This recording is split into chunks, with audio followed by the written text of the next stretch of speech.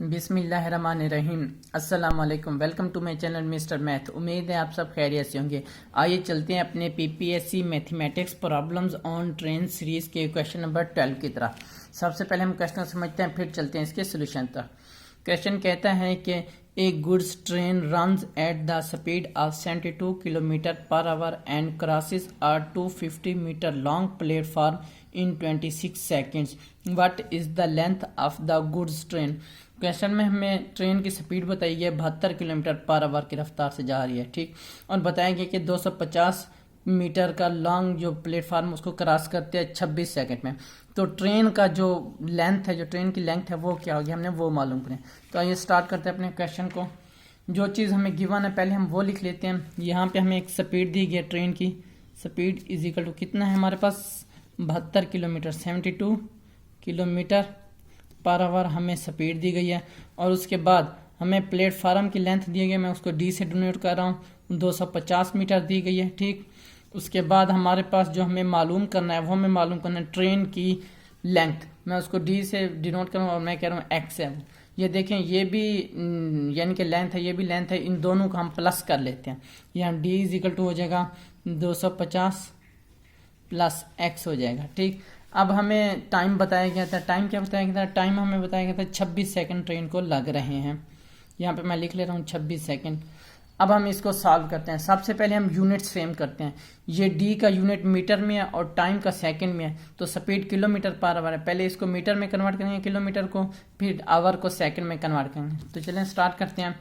यहाँ से मैं लिख लेता हूँ 1 किलोमीटर वो इक्वल होता है 1000 मीटर के, और 1 आवर बराबर होता है 3600 सेकेंड्स के, 3600 सेकेंड्स के, ठीक।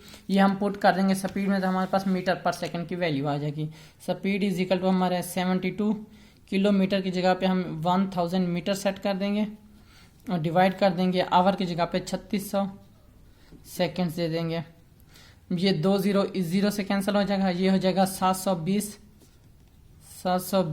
डिवाइड हो जाएगा 36, ये हो जाएगा मीटर पर सेकेंड, ठीक। ये हमारे पास स्पीड आ गई है।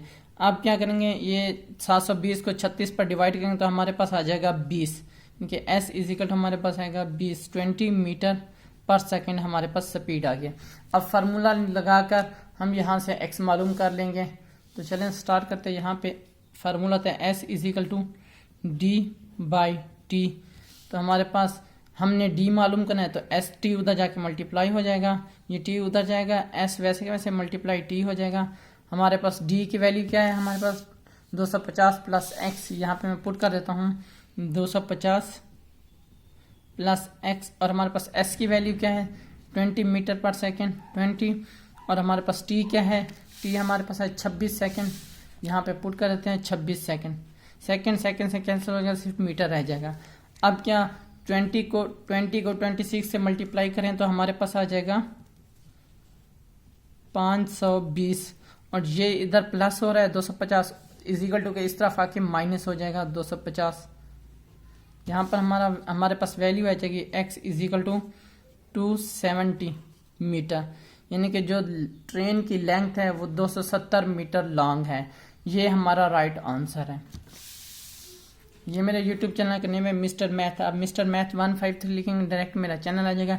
मैंने अपने चैनल पर प्लेलिस्ट बना के रखी है जिसमें 2023, 22, 21, 20 के मॉडल पेपर सॉल्व हैं, और लिंक मैंने डिस्क्रिप्शन में दे दिया है। ये मेरे फेसबुक का पेज, आप इसको भी फॉलो करें। ये मेरे इंस्टाग्राम की आईडी, अगर आपको कोई भी इशू पेश है तो मुझे इंस्टा पर मैसेज कर सकते हैं। थैंक यू, अल्लाह हाफिज़। मिलते हैं एक और नेक्स्ट क्वेश्चन की तरफ।